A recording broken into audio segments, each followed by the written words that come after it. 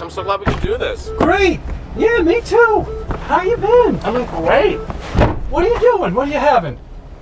Little panini, little coffee. Okay. Right? Fantastic. Oh, is this on? No, it's No, fine. okay. This is the way it works, man. Mhm. We're happy to have you any way we can. Are you kidding? So, where am I taking you? I'm taking you to a Wherever fundraiser. you want to take me. No, I'm taking you. I was told to take you to And you're taking me right back here. This is my fundraiser at 34 Main Street. upstairs. Mm-hmm. Oh wow. Mhm. Who's putting that on for you? Stephen Cohen? Okay. Why do you need a fundraiser right now? Didn't you just win? I already have enough on it for 2018. You really have to start doing this now? Mm-hmm. God dang it, man. You know what?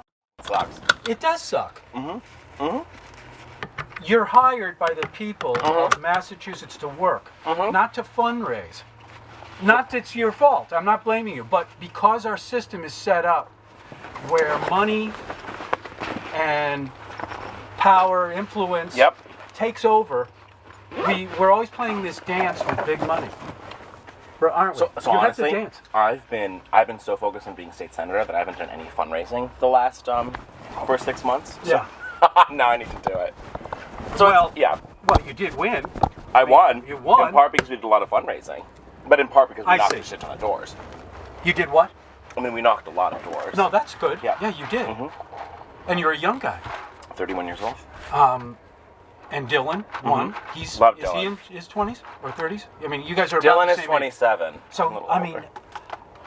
all right, let's get going. Yep. And I have so many little things, and I know you want to tell me about some stuff too. Okay. I mean, So how does this work? We're like going, we're doing it. yeah. Okay. Cool. I just hold this, and we just talk and drive around. I love it. Okay. You're gonna love this, man. This is great. You know what? And I want to say something Yep. right off the bat. I want to thank you.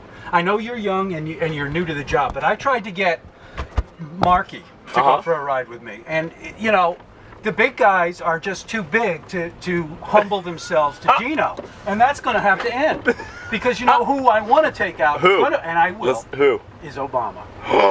I'm going to get him. He's You- got. Yeah, and I'm going to say this right. You know, off you the might bat. need to get on another island to do it. I don't care. I'll go wherever he wants me to go. Him I and feel I like are he'd going to be have into the best it. conversation. Oh, absolutely. I feel like you'd be really into it. He would be. I just got to get the right people to say, Gino's worth going for a ride with. I tried to get Kerry to go for a ride with me when he was running for president, and I said to him, I said, if you don't go for, and I spoke Yeah. to him, I said, if you don't go for a ride with me, you might lose. And you know what? If he had, he would have looked a He lot would've more looked- nicer, and that people would have voted for him, and he would have won. Okay, back to the fundraising thing. How often do you have to do this? So How much time does it take? it can take a sizable chunk of time. I actually have been really focused on doing my job as state senator. So I actually haven't. This is one of the first fundraisers we've done since coming into office, and I think a part of it is the due diligence you have to do, and part of it is I think I already I expect that we're going to have an opponent in 2018, and so you got to prepare for that. Okay. Fair enough. But actually, this is the 8th time I've been on island. I think since 8th or 9th time since I've been on island in office, and this is the first one we're doing. So it's more of a community event, but it's the unfortunate part of the business. And I think I think I spent a lot of time thinking about, all right, how do you make the system more equitable, and how do you lower the barrier to entry to people who can get involved? If you think about who can even afford to serve. I mean, I think it's interesting that you have guys like me and Dylan. To be quite honest, I don't know if I could have done this. If I was a few years older, right? I mean, I quit my job, and ran full time for 13 months. Dylan did the same thing. When you're, and you can do that when you're on, a younger end. I'm not someone who has kids or a husband or or any of that stuff. Right. And so I think that, I'm really mindful about, how do we make sure that we're making space for folks. All the more reason for campaign finance reform. Yep. I mean, bring people in and not make that the issue. Or in the case of Massachusetts, we have relatively low campaign limits. Okay. But I think public financing. I also am a fan of an idea of that, all right, if fundraising is part of the business. So I had an interesting story when I started out. when I started out, I was a state employee, and when you're a state employee, you're prohibited from fundraising. So I couldn't fundraise, but all my supporters and my family could, and I think that's an interesting idea as well.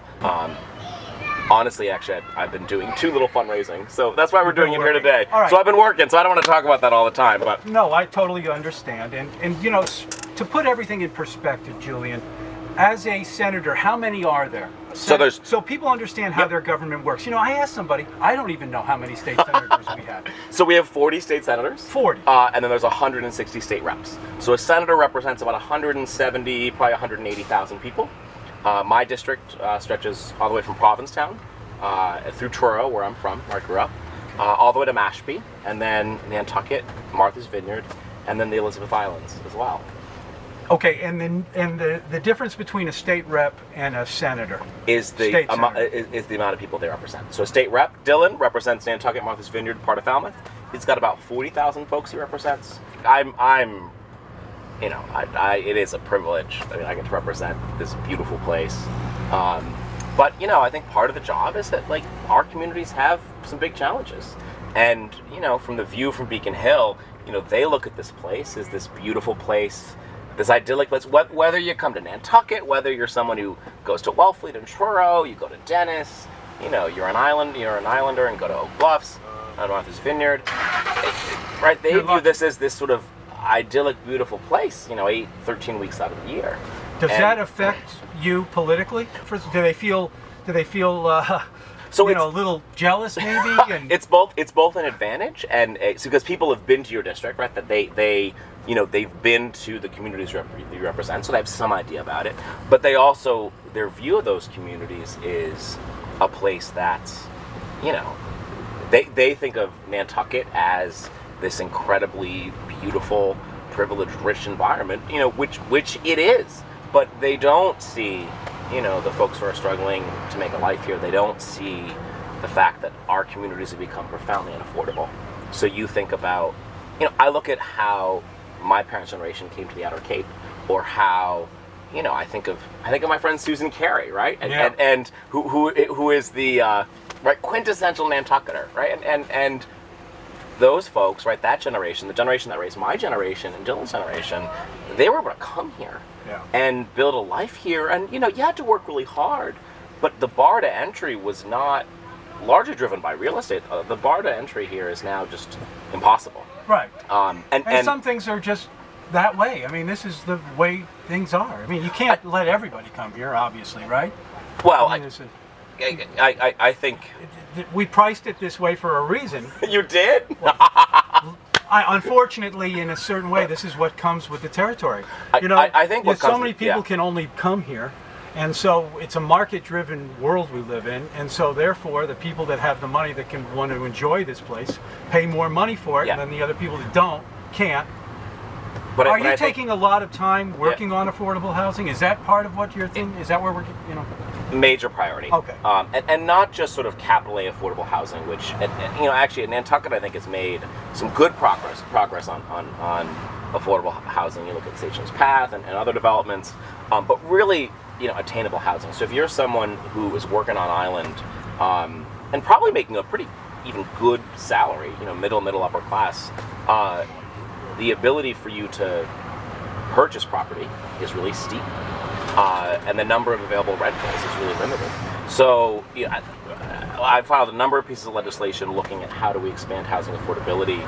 I've been working really hard with Dylan Fernandez on a home rule petition that y'all passed here. It's House Bill 2794. And this essentially would allow the island of Nantucket to put an assessment on the transfer of property sales over $2 million, and those dollars would go into a housing bank. And so that's something that we've actually worked to get it out of the first committee in that step. We're hoping we can do more of that. And do you get any blowback on this? I mean, I'm just curious because some people, I have friends who don't like to see too much growth. They want it to slow down. They don't want more housing because it just requires more space, more infrastructure. So I think we got to be honest about what sort of housing we're looking at. Okay.